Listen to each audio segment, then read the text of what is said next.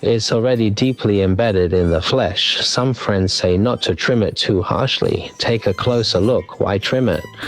This nail, once it grows long, it curls inward, see? It's already curled very deeply.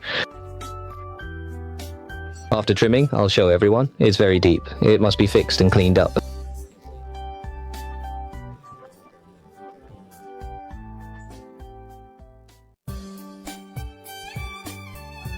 By the way, friends who need this tool can find it in the shop. This tool is very suitable for fixing this kind of structure. It's a very deep piece and very hard.